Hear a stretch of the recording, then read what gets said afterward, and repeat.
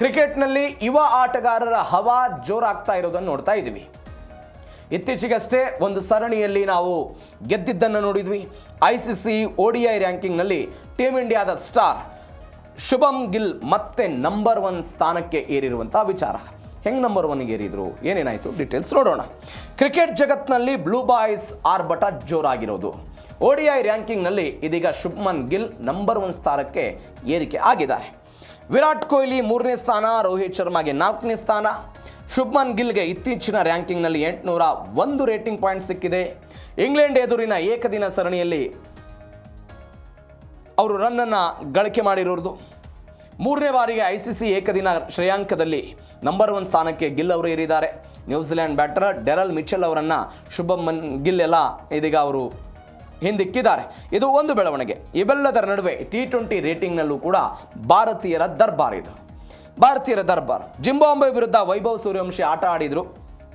Zimbabwe ಎದುರಿನ T20 ಸರಣಿಯಲ್ಲಿ 151 run ಗಳಿಕೆಯನ್ನು ಮಾಡಿದರು. 230 ಸ್ಥಾನವನ್ನು ಜಿಗಿತ ಕಂಡು ಇದೀಗ 48ನೇ ಸ್ಥಾನಕ್ಕೆ ಲಗ್ಗೆ ಇಟ್ಟಿದ್ದಾರೆ.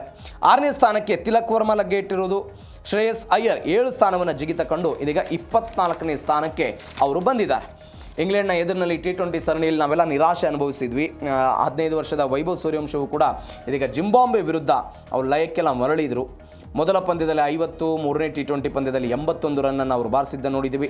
230 ಸ್ಥಾನವನ್ನು ಜಿಗಿತಕೊಂಡು 48ನೇ ಸ್ಥಾನಕ್ಕೆಲ್ಲ ಬಂದಿದ್ದಾರೆ. ಜಿಂಬಾಬ್ವೆ ಎದುರಿನ 3 ಪಂದ್ಯಗಳ ಸರಣಿಯಲ್ಲಿ ಅದ್ಭುತ ಪ್ರದರ್ಶನವನ್ನು ತರುವುದಕ್ಕೆ ಸರಣಿ ಶ್ರೇಷ್ಠ ಪ್ರಶಸ್ತಿ ಅವರಿಗೆ ಸಿಕ್ಕಿದೆ. ಇದಾದ ನಂತರ ತಿಲಕ್ ವರ್ಮಾ 2 ಸ್ಥಾನವನ್ನು ಏರಿಕೆ ಕಂಡು 6ನೇ ಸ್ಥಾನಕ್ಕೆ ಬಂದಿರೋದು. ಶ್ರೇಯಸ್ ಅಯ್ಯರ್ 7 ಸ್ಥಾನವನ್ನು ಜಿಗಿತುಕೊಂಡು 24ನೇ ಸ್ಥಾನಕ್ಕೆ ಬಂದಿದ್ದಾರೆ. ಇವೆಲ್ಲದರ ನಡುವೆ ಸರಣಿ ಶ್ರೇಷ್ಠ ಪ್ರಶಸ್ತಿಗೆ ಸೂರ್ಯವಂಶಿ ಭಾಜನರಾಗಿರೋ ಘಟನೆ. T20 ಸರಣಿಯಲ್ಲಿ ವೈಭವ್ ಬ್ಯಾಟ್ನಿಂದ ರನ್ಗಳ ಹೊಳೆ ಸುರಿದಿದ್ದನ್ನು ನೋಡಿದ್ದೀವಿ. ಮೊದಲ ಪಂದ್ಯದಲ್ಲಿ 19 ಎಸೆತಗಳಲ್ಲಿ 50 ರನ್ ಬಂತು. 2ನೇ ಪಂದ್ಯದಲ್ಲಿ 9 ಎಸೆತಗಳಲ್ಲಿ 20 ರನ್ ಬಂತು. 3ನೇ ಪಂದ್ಯದಲ್ಲಿ 49 ಎಸೆತಗಳಲ್ಲಿ ಭರ್ಜರಿ 81 ರನ್ ಬಂತು. ಒಟ್ಟು 3 ಪಂದ್ಯಗಳಲ್ಲಿ 180 ಸ್ಟ್ರೈಕ್ ರೇಟ್ನಲ್ಲಿ 151 ರನ್ಗಳನ್ನು ಗಳಿಸಿದ್ದನ್ನು ನೋಡ್ತಾ ಇದ್ದೀವಿ. ಇದು ವೈಭವ್ ಸೂರ್ಯವಂಶಿಯವರ ಸರಣಿ ಶ್ರೇಷ್ಠ ಪ್ರಶಸ್ತಿಯ ಕತೆ. ಇವೆಲ್ಲದರ ನಡುವೆ 4 ದಿನದ ಸರಣಿಯಲ್ಲಿ ಭಾರೀ ಬಹುಮಾನ ಬಂದಿರೋದು.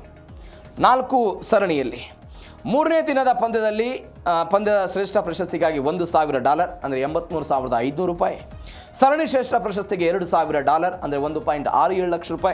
T20 ಪಂದ್ಯಕ್ಕೆ BCCI ನೀಡುವಂಥ $3 ಲಕ್ಷ ಪಂದ್ಯದ ಶುಲ್ಕದಂತೆ $9 ಲಕ್ಷ ಸಿಕ್ಕಿದೆ.